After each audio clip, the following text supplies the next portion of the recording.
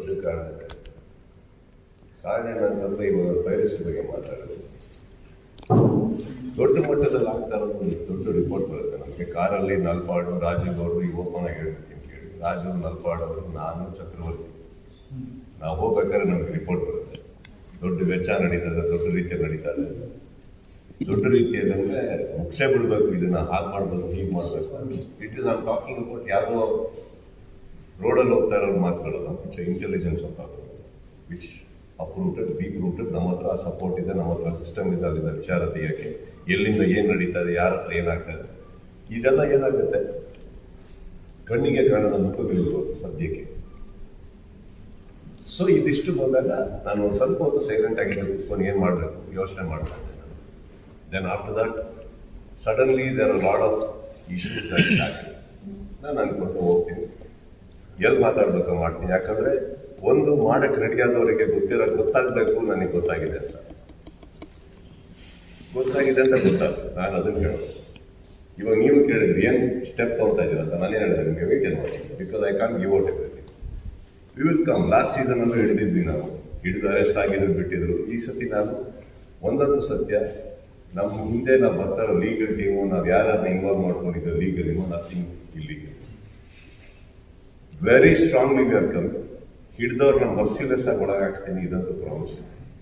ನನ್ನ ಸಿನಿಮಾ ನಾವು ಕಾಪಾಡ್ಕೊಬೇಕು. ಎಲ್ಲರದ್ದು ಇವಾಗ ಸಿನಿಮಾ ಒಂದು ದುಡ್ಡು ಮಾತ್ರ ಅಲ್ಲ, ಅದು ಎಷ್ಟೋ ಜನದ ಶ್ರಮ, ದುಡ್ಡು, ಎಷ್ಟೋ ಪ್ರತಿಭೆಗಳ ಒಂದು ಕನಸಿದೆ. ಯಾವುದೋ ಒಂದು ಜಿದ್ದಿಗೆ ಅದನ್ನ ಮಾಡೋದಿದೆಯಲ್ಲ, ಅದು ತಪ್ಪಾಗುತ್ತೆ. ಬಟ್ ಮಾಡಿ ಏನು ಮಾಡೋಕ್ಕಾಗಲ್ಲ. ಪ್ರೊಟೆಕ್ಟ್ ಮಾಡ್ಕೊಳ್ಳೋದು ನನ್ನ ಕೆಲಸ. ಗೊತ್ತಾಗಿದೆ ಅಂತ ಹೇಳಬೇಕಿತ್ತು. ಈಗ ಒಂದು ಮರಿಬೇಡಿ, ಹುಬ್ಳಿಯಲ್ಲಿ ಹೇಳಬೇಕಾದ್ರೆ ಎಲ್ಲ ನನಗೇನಷ್ಟು 30 years ಅಂತ ಕಲ್ಬಿಡ್ತೀನಿ. ಈಗ ಈ ವಿಚಾರವಾಗಿ 30 ವರ್ಷ ಸಿನಿಮಾದಲ್ಲಿರೋರಿಗೆ ನನಗೆ ಗೊತ್ತಿಲ್ಲ ಎಷ್ಟು ಕ್ಯಾಮ್ರಾ ಆನ್ ಇದೆ ಅಂತ, ಇದು ವೈರಲ್ ಆಗುತ್ತೆ ಅಂತ ಗೊತ್ತಿಲ್ಲ, ಉಲ್ಟಾ ಹೊಡಿಬೋದು ಅಂತ ಗೊತ್ತಿಲ್ಲ. ನಾನು 30 ವರ್ಷ ಆ್ಯಕ್ಟಿಂಗ್ ಮಾಡಿದ್ರು, ಅಲ್ಲಿ ಆ್ಯಕ್ಟ್ ಮಾಡೋಕ್ಕೆ ಎಷ್ಟೊತ್ತು ಬೇಕಿತ್ತು. ಹೆಂಗಿದ್ದೀರಿ, ಚೆನ್ನಾಗಿದ್ದೀರಾ? I wanted to come to the point. I made a point and I am very happy I made a point. See ಇವಾಗ ಯಾರಿಗೊಬ್ಬರು ವಾರ್ನ್ ಮಾಡೋಂಗಿದ್ರು ಇನ್ನೊಂದು ಹೇಳ್ತೀನಿ ಕೇಳಿ. ಇವಾಗ ಇಷ್ಟೆಲ್ಲ ವೇದಿಕೆ ಮೇಲೆ ಅಲ್ಲಿ ಜನ ನೋಡಿದ್ವಿ, ಎಲ್ಲ ನೋಡಿದ್ವಿ, ನನಗೇನು ನಮ್ಮ ಹಿಂದೆಯಿಂದ ಹೊಡಿಯೋಕ್ಕಾಗಲ್ಲ, ಸೈಲೆಂಟ್ ಆಗಿದ್ದು ಹೇಳೋಕ್ಕಾಗಲ್ಲ. ಪಾಯಿಂಟ್ ಅಲ್ಲ. ಚೆಸ್ ಆಡಬೇಕಾದ್ರೆ ನೀವು ನೋಟಿಸ್ ಮಾಡಿರ್ತೀರಿ, ನಾವು ಕದ್ದಿ ಮುಂಚೆ ಚೆಕ್ ಅಂತ ಹೇಳೋಕ್ಕಾಗಲ್ಲ, ಚೆಕ್ ಅಂತ ಹೇಳಲೇಬೇಕು. ಹೇಳಿಬಿಟ್ಟೆ ಹೊಡಿಬೇಕು ಚೆಸ್ಸಲ್ಲಿ. Correct? It is not a deceiving game, it's a mind game. ಹೇಳ್ತೀನಿ, ಇನ್ನೊಂದು ಚೆಕ್ ಹೇಳಿದ್ದೀನಿ, ಮೇಕ್ ಮಾಡಿ.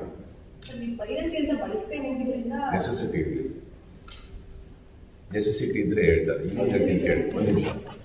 ಈ ರೂಮಲ್ಲಿ ಸಡನ್ ಆಗಿ ಒಂದು ಕೆಟ್ಟ ವಾಸನೆ ಬಂತು ಅನ್ಕೋ, ಒಬ್ಬನಿಗೆ ಗೊತ್ತಿರುತ್ತಲ್ಲ ನಾನೇ ಬಿಟ್ಟಿದ್ದು ಅಂತ.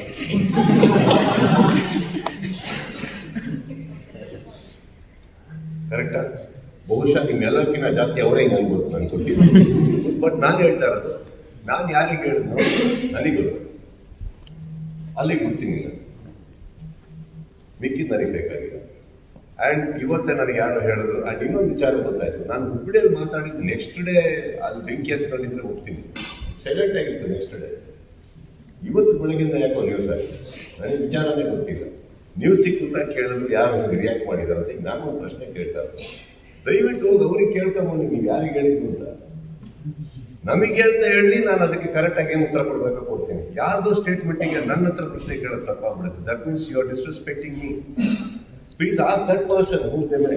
ಇವಾಗ ಅವ್ರು ಯಾರಿಗೆ ಹೇಳಿದಾರೋ ಪಾಪ, ಅವ್ರಿಗೆ ಏನು ನೋವಿದೆಯೋ ನನಗೆ ಗೊತ್ತಿಲ್ಲ. ನನ್ನ ಬಗ್ಗೆ, ನಲ್ಪಾಡ್ ಬಗ್ಗೆ, ರಾಜಗೌಡ್ರ ಬಗ್ಗೆ ಅಂತ ನಾನೇ ಅನ್ಕೋಬೇಕು. ಕೇಳಿ, ಇಷ್ಟು ಕ್ಯಾಮ್ರಾ ಇದೆ, ಇಷ್ಟು ತಾಕತ್ತಿದೆ, ನಾನಂತೂ ಹೇಳಿದೆ ನಾನು ಯಾರಿಗೆ ಹೇಳಿದ್ದು ಅಂತ. ಹೇಳಿಸಿ, ನಮ್ಮದೇ ಅಂತ ತೊಗೊಂಡ್ರೆ ನಾವು 3 ಜನನೂ ಗೊತ್ತಿರ್ತಾರೆ. ಹೇಳಿದ್ದೇನೆ ನಾನು ರಿಯಾಕ್ಟ್ ಮಾಡೋದು ತಪ್ಪಾಗಲ್ಲ. ಆ್ಯಂಡ್ ಇನ್ನೊಂದು, ನಾನು ಎಲ್ಲೋ ಪ್ರಾರ್ಥನೆ ಮಾಡಿ ಯಾವುದೋ ದೇವಸ್ಥಾನದಲ್ಲಿ ಗಂಟೆ ಬಾರಿಸಿದ್ರೆ ನಾನೇ ನಮ್ಮ ತಪ್ಪು. ಆಮೇಲೆ ಪೂಜೆ ಮಾಡಿರೋ ಕಡೆ ಪ್ರಸಾದ ತಿಂತೀನಿ. ಇಲ್ಲಿ ಪೂಜೆ ಮಾಡ್ತಾನೆ, ಈ ಪ್ರಸಾದ ಇಲ್ಲೇ ಆಗ್ತೀನಿ. Answer is right there. Go as with due respect. ನಮಗೆ ಹೇಳಿದ್ದು ಅಂತಂದ್ರೆ ಖಂಡಿತ ಉತ್ತರ. ಸ್ಟಾರ್ ಮತ್ತೆ ಫ್ಯಾನ್ಸ್ ತಣ್ಣಗಾಗಿತ್ತು, ಎಲ್ಲವೂ ಸರಿ ಹೋಗ್ತಾ ಇತ್ತು. ಬಟ್ ಪಿಕ್ಚರ್ ಸುದೀಪ್ ಅವರೇ ಇದಕ್ಕೆ ಕಿಚ್ಚು ಹಚ್ಚಿದ್ರು ಅನ್ನುವಂತ ಸೋಷಿಯಲ್ ಮೀಡಿಯಾದಲ್ಲಿ ನೀವು ಕೇಳಿಸ್ಕೊಳ್ಳಿ, ಯಾಕಂದ್ರೆ ತಾಳ್ಮೆಯಿಂದ ಕೇಳಿಸ್ಕೊಳ್ಳಿ. You are getting impression right on you face. Sudeep ಹಚ್ಚಿದ್ದಿದ್ರೆ ನೆಕ್ಸ್ಟ್ ಡೇ ಹತ್ತಿರಾಗಿತ್ತು, ನೆಕ್ಸ್ಟ್ ಡೇ ಸೈಲೆಂಟ್ ಆಗಿತ್ತು. ಒಂದು ರಿಯಾಕ್ಷನ್ ಇಂದ ಬರ್ತಾ ಇದ್ದಾರೆ ನನ್ನಿಂದ. ನನ್ನ ಪ್ರಶ್ನೆ ಒಪ್ತೀರಾ ಈ ಮಾತು? Yes, sir. ಒಪ್ತೀರಾ ಈ ಮಾತು? ಹುಬ್ಬಳ್ಳಿಯಲ್ಲಿ ಮಾತಾಡಿದ್ದಕ್ಕೆ ನೆಕ್ಸ್ಟ್ ಡೇ ಬಂದು ಕ್ಯಾಮ್ರಾಗಳೆಲ್ಲ ಇಟ್ಕೊಂಡು ಏನೋ ಹೇಳಿದ್ರು. ನೀವು ಕಾದ್ರಿ, ಯಾರಿಗೆ ಹೇಳಿದ್ದು, ಏನಾಯ್ತು, ಏನ್ ನಡೀತು, ಯಾಕೆ ಸುದೀಪ್ ಅವ್ರು ಯಾವತ್ತೂ ಮಾತಾಡಲ್ಲ, ಹಿಂಗೆ ಮಾತಾಡೋದು ಅಂತ.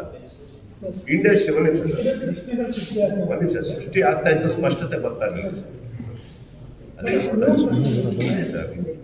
ನೀನೇ ಮಾತು.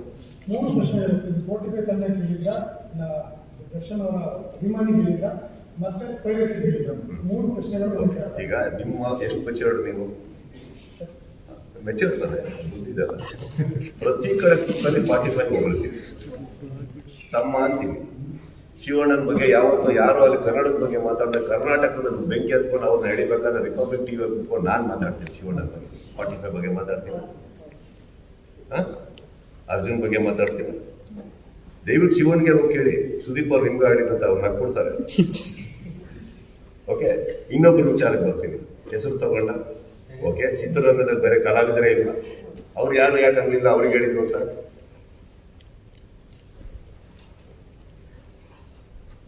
ರಿಚರ್ಡ್ ಸರ್ ಹೇಳಿ. ಚಿತ್ರರಂಗದಲ್ಲಿ ಉಪೇಂದ್ರ ಸರ್ ಇದ್ದಾರೆ, ಶಿವಣ್ಣ ಇದ್ದಾರೆ, ದುನಿಯಾ ವಿಜಯ್ ಇದ್ದಾರೆ, ಗೋಲ್ಡನ್ ಸರ್ ಇದ್ದಾರೆ, ರಿಷಬ್ ಶೆಟ್ಟಿ ಇದ್ದಾರೆ, ರಕ್ಷಿತ್ ಶೆಟ್ಟಿ ಇದ್ದಾರೆ, ಸುಭಾಷ್ ಸರ್ಜಾ ಅವರಿದ್ದಾರೆ, ಯಶ್ ಇದ್ದಾರೆ.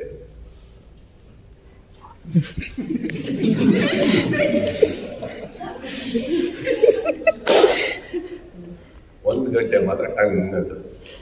ಈಗ ಆ ದೇವಸ್ಥಾನಕ್ಕೆ ಹೋಗಿ ನೀವು ಕೇಳ್ಬೇಕು.